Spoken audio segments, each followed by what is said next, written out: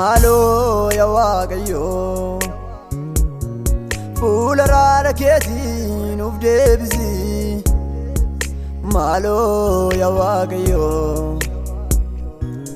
ulee dheekkamsa kee nurraa deebisi. Malo ya waaqayyo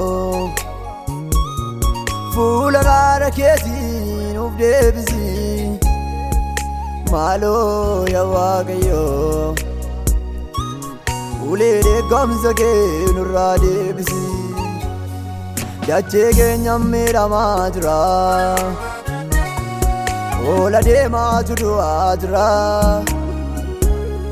Maaliif garaan kee jabaatere? Araara barbaannee si waamaa jira. Dachee keenya miidhamaa jira, oola deemaatu du'aa jira. Maaliif garaan kee jabaatere? Araara barbaannee si waamaa jira.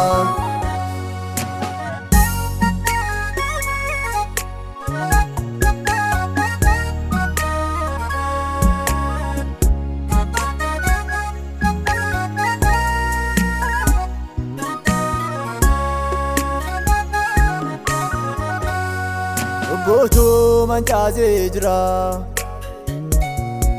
kunoo dachee keenya hundumtuu sirraa galagalee karaa ofiisaarraa kaachaa jira. Daandiin jireenyaa dirqaa badee dubbii kee daaganneerra. Maaloo nu mil'adha raaraanii yakka keenya barree amma deebina.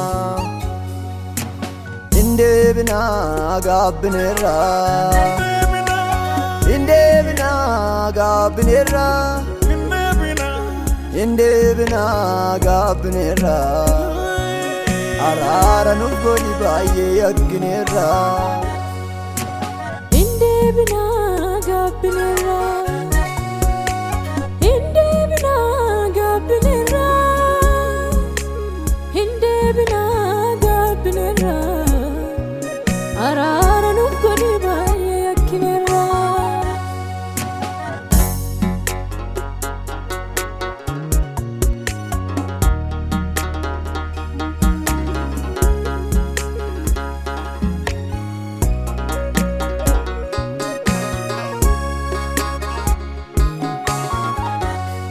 Maaliif garaan kee jabaatere? Waaqayyo jaljattee nu ilaalte. Lubbootu akka malee ba'a, dhiiga dhangalaasuutu lafarra baay'ate. Maaliif garaan kee jabaatere? Waaqayyo jaljattee nu ilaalte. Lubbootu akka malee ba'a, dhiiga dhangalaasuutu lafarra baay'ate. Nuun haa ga'u akka malee boo, nurraa darbuu dhiigni dhangala'u. Nuuf fixadhoo gaadda garaa kee, nuuf diriirsi maaloo harka kee. Nuun haa ga'u akka malee boo, nurraa darbuu dhiigni dhangala'u. Nuuf fixadhoo gaadda garaa kee, nuuf diriirsi maaloo harka kee.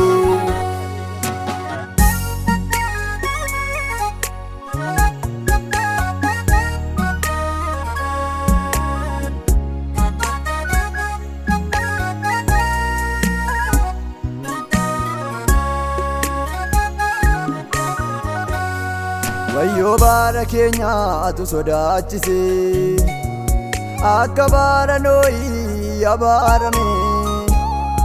Cubbuu keenya barreessitti iyyina, waaqarraa nuuf ga'i baay'ee si yakkine.